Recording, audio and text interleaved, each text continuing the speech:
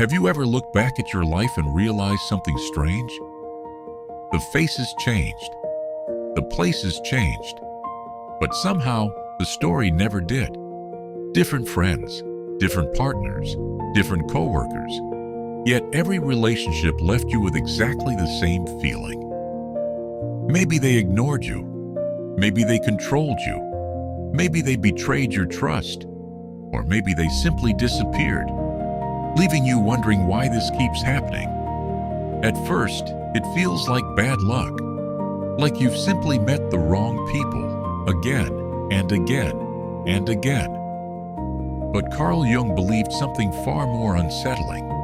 He believed that until we become conscious of the hidden patterns within ourselves, we don't simply choose people. We are drawn to them, long before logic has a chance to speak. The unconscious is already shaping our choices, and the people who enter our lives often reveal far more about us than they do about themselves. So if you've ever asked yourself, why do I always attract the same kind of person? Perhaps the answer has very little to do with fate, and far more to do with the parts of yourself you've never learned to see. Because the greatest mystery isn't why you keep meeting the same people. The real mystery is why your unconscious keeps choosing them. Imagine looking back at your life and realizing that the people were never really the same. Different faces, different personalities, different cities, different stories. Yet somehow, every relationship left you with exactly the same feeling. Maybe you felt invisible. Maybe you never felt truly understood.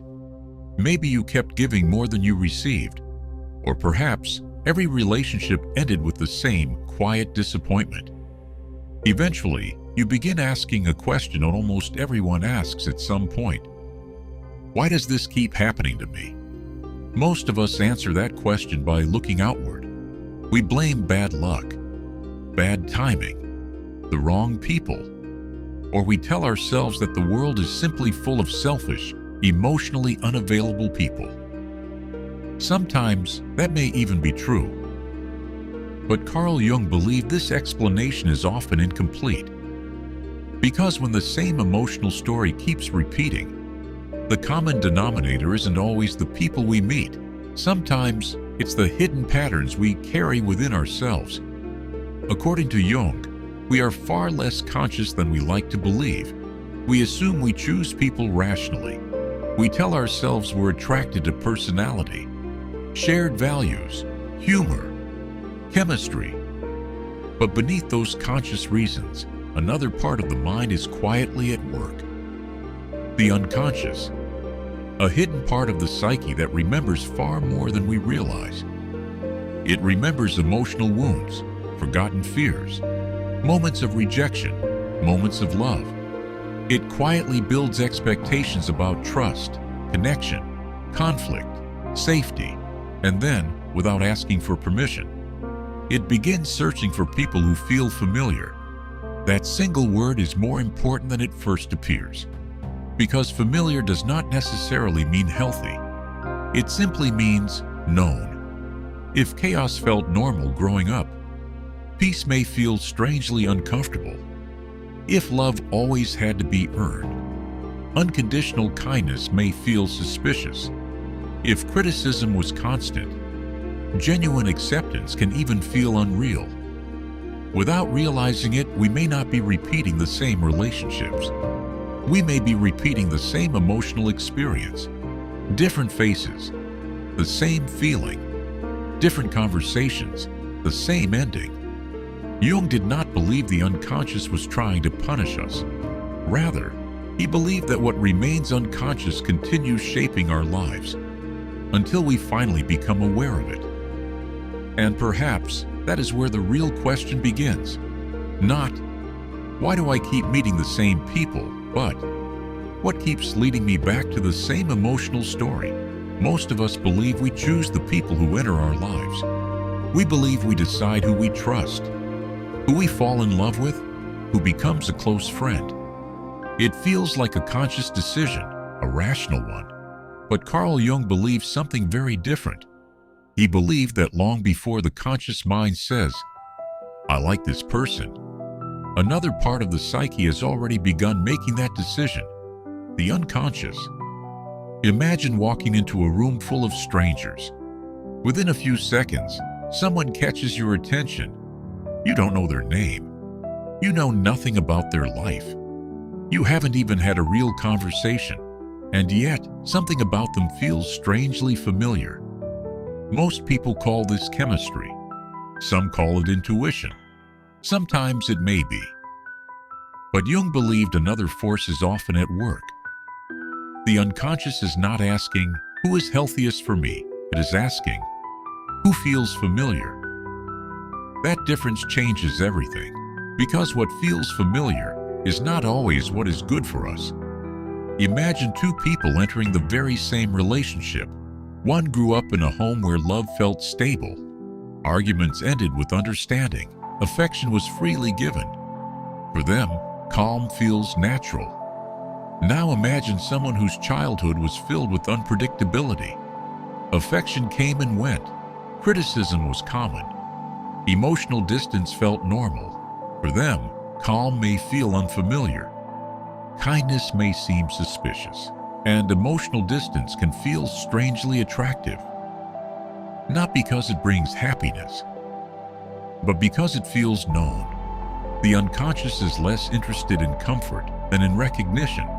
It is constantly comparing the present to emotional memories stored deep within us. When something resembles an old experience, it quietly whispers, "I've been here before." And before the conscious mind has time to question it, we begin moving closer. This may explain why people often say, "I don't know what I saw in them," or, "Deep down, I knew the relationship wasn't healthy, but I couldn't walk away." From a Jungian perspective, these moments are rarely random. The unconscious recognized something long before the conscious mind understood what it was. This doesn't mean every attraction is unhealthy, nor does it mean childhood explains every relationship. Human beings are far more complex than that. But Jung believed that until we become aware of these hidden forces, we may mistake familiarity for destiny. And what feels like fate may simply be an old emotional pattern, choosing once again. But if the unconscious keeps guiding us toward what feels familiar, how does it recognize those people in the first place? Jung believed the answer lies in one of the most fascinating ideas in psychology: projection. If the unconscious is searching for what feels familiar, how does it recognize it? Carl Jung believed the answer lies in one of the most fascinating mechanisms of the human mind: projection. Projection is one of Jung's most misunderstood ideas. Many people think it simply means accusing someone else of having your own flaws. But Jung meant something far more subtle. Projection happens when we experience another person through parts of ourselves that remain outside conscious awareness. We don't see people exactly as they are. We see them through memories, expectations, fears, desires, and emotional patterns that already exist within us. Imagine meeting someone who walks into a room with quiet confidence. One person immediately thinks they're inspiring. Another thinks they're arrogant. The person hasn't changed. Only the interpretation has. The difference isn't always intelligence or experience. Sometimes it's projection. The unconscious is constantly asking a silent question. Who does this person remind me of? Not consciously, emotionally. A person's voice, their smile, their confidence, their distance, even the way they look at us, can awaken emotions that were formed years earlier, often without us realizing it. That is why two people can meet the very same person and walk away with completely different impressions. One feels accepted, the other feels rejected. One feels safe, the other feels threatened. The external situation may be almost identical. The inner experience is not. But projection does something even more surprising. It doesn't only influence how we see people, It can also influence who we feel drawn toward. Sometimes we are attracted to qualities we secretly admire, but never allowed ourselves to develop. Confidence, freedom, independence, the courage to say no. Other times, we feel drawn toward people who awaken familiar emotional pain, not because suffering is enjoyable, but because familiarity can feel like connection. This is why the beginning of many relationships can feel almost magical. Before we truly know another person, the unconscious quietly fills the unknown with its own expectations. For a while, we aren't only meeting another human being, we're meeting our own imagination. Only later, as those projections slowly fade, does the real person begin to appear. Sometimes that brings us closer. Sometimes it changes everything. But projection alone cannot explain why the same emotional story keeps repeating itself. To understand that, we need to look even deeper. Beneath every projection, there may be an emotional pattern that has been quietly shaping our lives for years. Carl Jung called these patterns complexes. If projection explains how we see other people, complexes help explain why certain people affect us so deeply. Carl Jung believed that every person carries emotional structures hidden beneath conscious awareness. He called them complexes. A complex is much more than a memory. It is much more than a painful experience from the past. It is a network of emotions, beliefs, memories, and automatic reactions, organized around experiences that left a deep emotional mark. Most of the time, we don't even realize these patterns exist, yet they quietly influence the way we interpret the world. Imagine two people receiving exactly the same criticism. One shrugs it off. The other thinks about it for days. The words were almost identical. The difference lies in what those words touched. Sometimes, a single sentence awakens an emotional wound that has existed for years. That is often how a complex reveals itself, not through logic, but through the intensity of our reaction.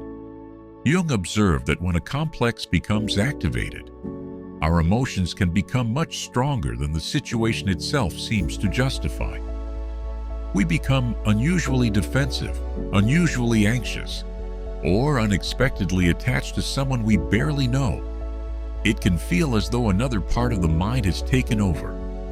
Because in that moment, our reaction is no longer shaped only by the present. It is also being shaped by the past. Many of these emotional patterns begin early in life. A child who constantly feels ignored may become especially sensitive to emotional distance.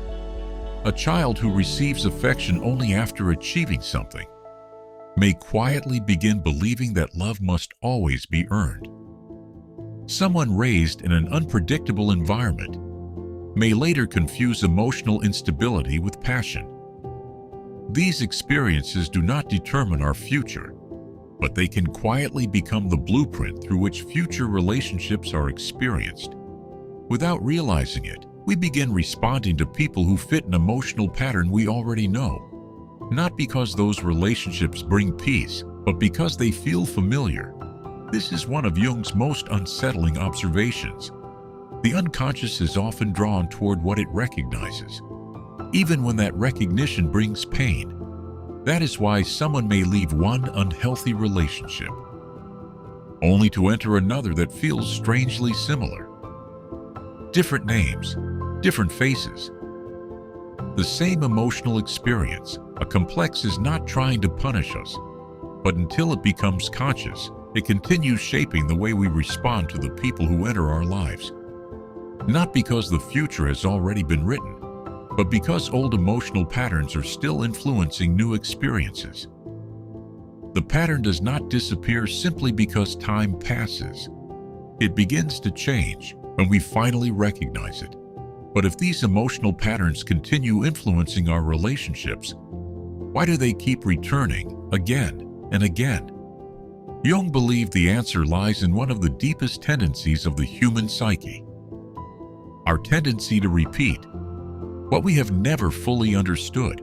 Have you ever noticed that life sometimes feels as though it's telling you the same story, over and over again. A friendship ends. Months later, another one begins. Different person, different circumstances, a completely different beginning. Yet somehow, the ending feels painfully familiar. The same disappointment, the same loneliness, the same feeling that nothing has really changed. At first, it looks like coincidence. Then it happens again and again. Eventually, almost everyone asks the same question: why does this keep happening to me? Carl Jung believed that what remains unconscious does not simply disappear with time. Experiences we never fully understand can continue influencing the way we see ourselves and the people around us, quietly, almost invisibly, not because the mind wants us to suffer, but because old emotional patterns can continue shaping new experiences until they become conscious. Imagine reading the same chapter of a book again and again, not because you enjoy it, but because you never realized.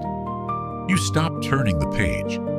That is what unconscious patterns can feel like. The years pass, the places change, the people change, yet emotionally, the story remains surprisingly similar. Someone who never felt truly heard may find themselves repeatedly drawn toward emotionally distant people. Someone who grew up believing love had to be earned may continue choosing relationships where affection always feels uncertain. Not because those relationships bring happiness, but because they fit an emotional world the psyche already recognizes. There is something strangely powerful about what feels emotionally familiar, even when it hurts us. This is why people sometimes describe a new relationship by saying, "It just felt right." Sometimes it truly is right.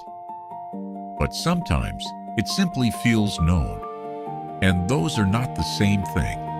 The unconscious is remarkably good at recognizing old emotional landscapes long before the conscious mind begins asking questions.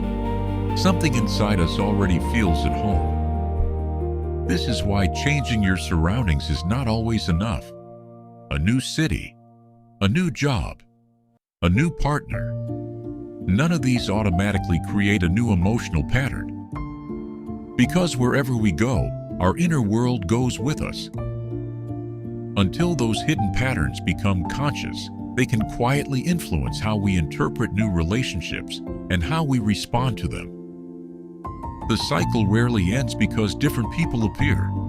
It begins to change when we respond differently to situations that once felt automatic. That is the moment a familiar story finally begins to unfold in a different way. So how do we break a pattern that operates beneath conscious awareness? Jung believed the answer was never to change everyone around us. It was to understand the hidden parts of ourselves that keep choosing the same emotional path. The shadow. By now, a difficult question begins to emerge. What if the people who repeatedly enter your life are not only revealing something about themselves, but also something about you? Carl Jung believed that every personality has a hidden side. He called it the shadow. The shadow is often described as the darker part of the personality. But Jung meant something much broader. The shadow includes everything we have learned not to identify with, not only anger or jealousy or fear. Sometimes it also contains qualities we once believed were unsafe to express: confidence, ambition, the ability to say no, the courage to disappoint someone, even the desire to be seen. These parts do not disappear. They simply move outside conscious awareness. And what remains outside awareness often finds another way to make itself known. Imagine someone who has spent their entire life trying to keep everyone happy. They become kind, helpful, reliable. Everyone appreciates them. But somewhere along the way, they lose the ability to protect their own boundaries. Saying no feels selfish. Putting themselves first feels wrong. Years later, they keep meeting people who ask for more than they can give. People who ignore boundaries. People who always seem to need saving. It feels like terrible luck. But Jung might ask a different question. What part of yourself have you never allowed to grow? Now imagine someone else. They learned early in life that standing out was dangerous. So they became quiet, careful, invisible. Years later, they meet someone confident, someone comfortable speaking their mind. Instead of feeling inspired, they immediately feel irritated. They call that person arrogant, self-centered, full of themselves. Perhaps they are. That possibility should always remain open. But Jung would invite us to ask another question. Could this reaction also be revealing something I have never allowed myself to become? This is why the shadow is so important. It doesn't only shape what we reject, it also shapes what fascinates us. The people we admire, the people we envy, the people who frustrate us, and sometimes, the people we cannot stop thinking about.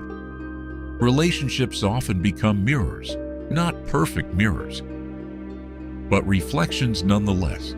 They show us qualities that consciousness has not yet fully accepted. Until those hidden parts are recognized, we often keep searching for them outside ourselves. So if the shadow keeps revealing itself through the people we meet, how do we stop living the same story? Jung believed the answer was never to eliminate the shadow. The goal was something far more realistic, to become aware of it. Because the moment we begin seeing what was once unconscious, we also begin changing the choices we make.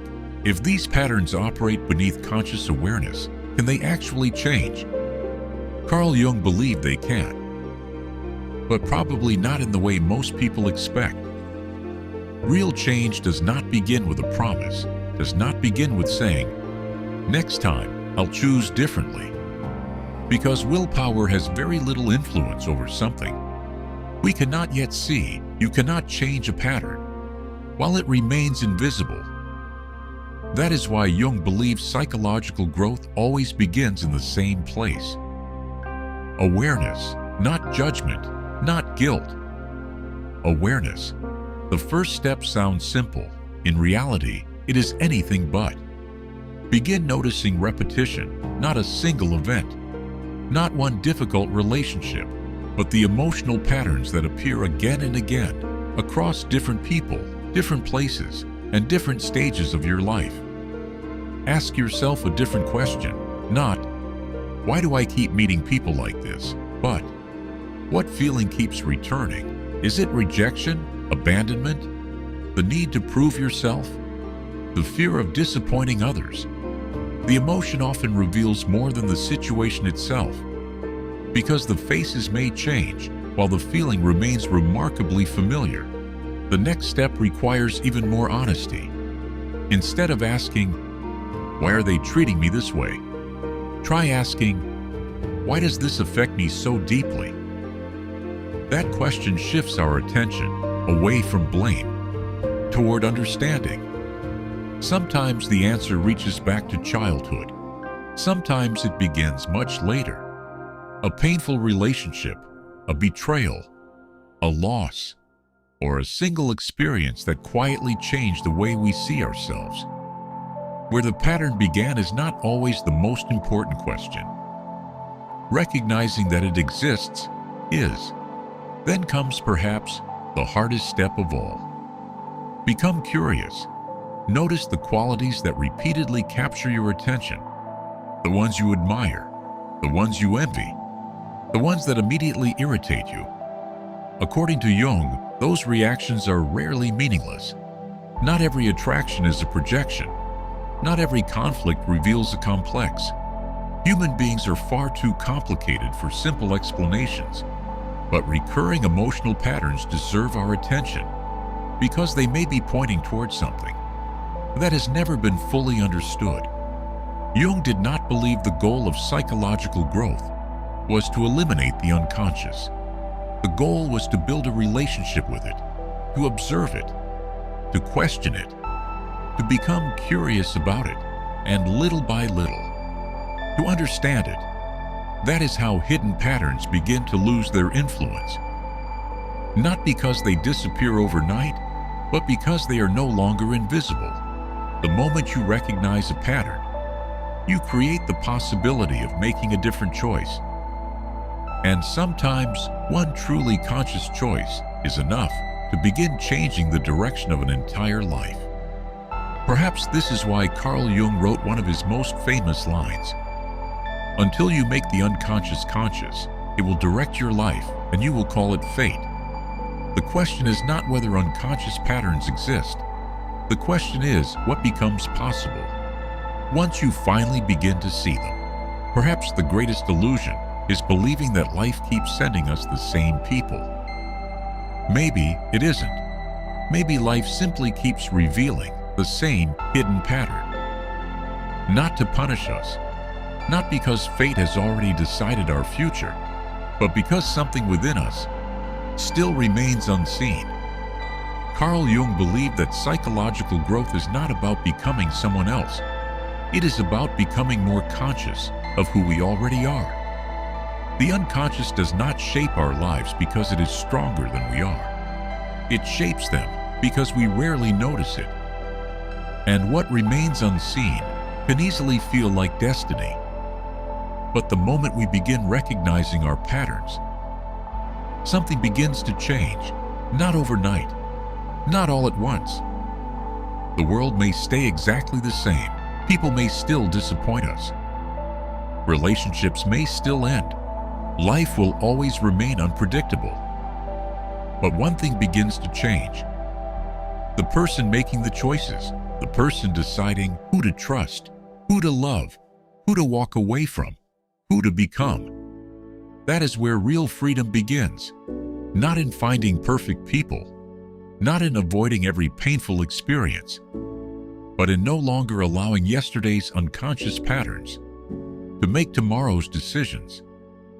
Carl Jung once wrote, "Until you make the unconscious conscious, it will direct your life and you will call it fate." Perhaps this is why some people seem to live the same story again and again, while others slowly begin writing a different one. The difference is rarely luck, it is awareness. Because the moment you become conscious of a pattern, it is no longer completely in control. And that creates something you did not have before. A choice, so the next time someone enters your life, and something about them feels strangely familiar, pause.